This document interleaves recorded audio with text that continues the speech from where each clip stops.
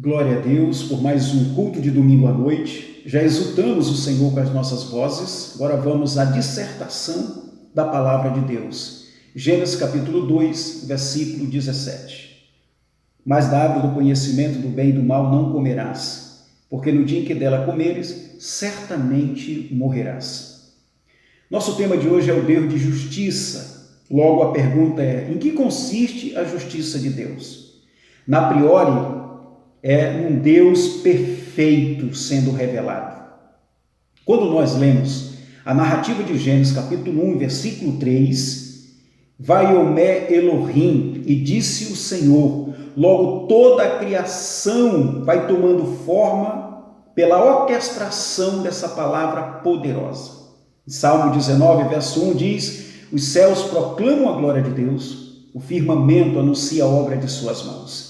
Isso está em consonância com Gênesis, quando o Senhor termina a sua criação e diz: e viu Deus que tudo era muito bom. Bom é suficiente, ou seja, a revelação é suficiente para mostrar a perfeição de Deus.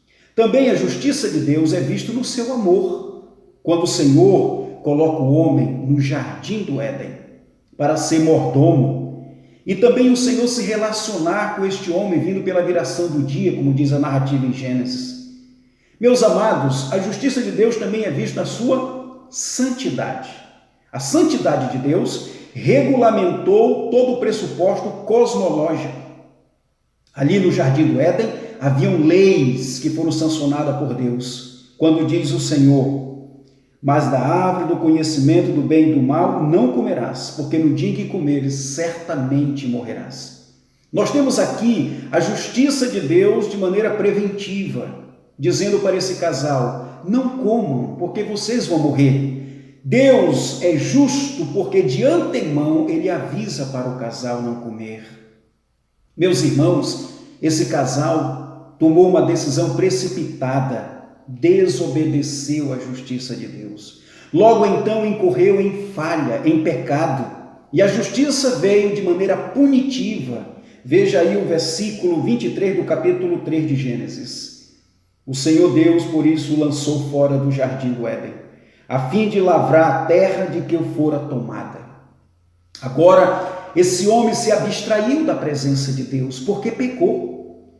Deus é justo, ele não pode negar a si mesmo. Meus irmãos, quando nós olhamos as realidades em que estamos vivendo, essa pandemia, e falando de pandemia, ela não é só uma realidade da nossa geração.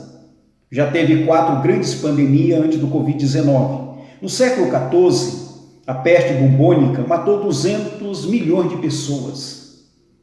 A doença varíola matou 400 mil pessoas no século XVIII. Também a cólera matou 1 milhão de pessoas em 1817.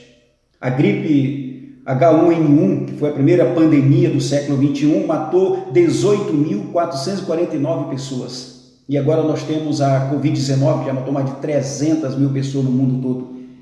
Meus irmãos, as pessoas ficam questionando: cadê o amor de Deus? Está aí, sendo aplicado a partir dessas catástrofes, dessas assolações. Quando nós observamos, veja só o Salmo 46, e versículo 8, olha o que o salmista vai dizer concernente à justiça de Deus, de que maneira ele aplica a sua justiça. Salmo 46, versículo 8: vinde e contemplai as obras do Senhor, que a assolação efetuou na terra.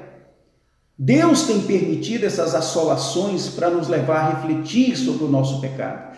Deus tem permitido essas assolações para nós vermos que Deus é justo e não deixará impune o pecado. Continuando, veja o que diz Gênesis capítulo 6, versículo 13.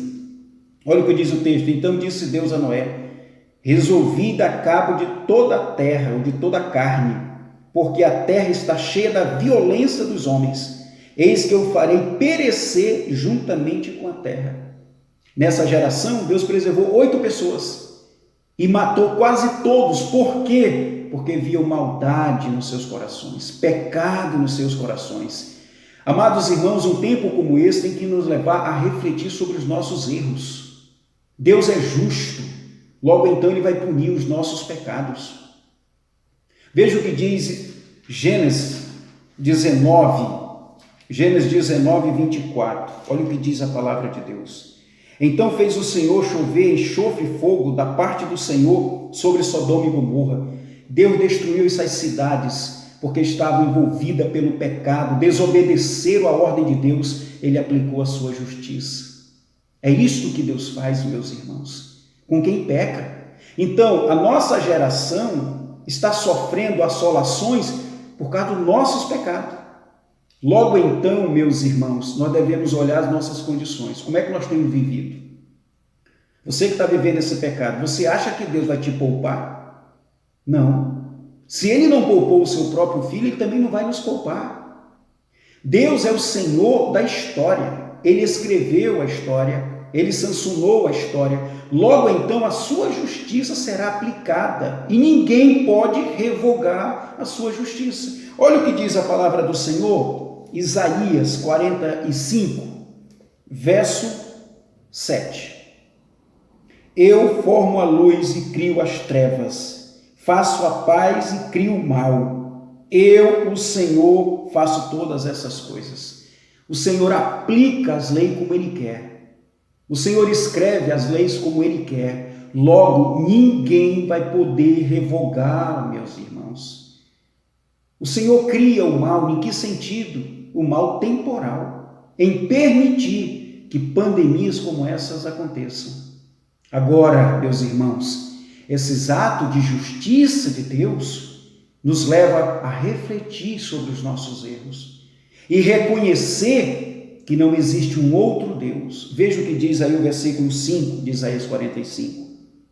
Eu sou o Senhor e não há outro. Além de mim não há Deus, eu te cingirei ainda que não me conhecesse. Não tem para onde nós correr, não tem para onde rogar, não tem para onde pedir, só o Senhor, Ele é o único Deus. Então as assolações que têm acontecido é para revelar que só existe um Deus que pode nos salvar. Meus irmãos, para nós concluirmos essa mensagem, como está a sua vida?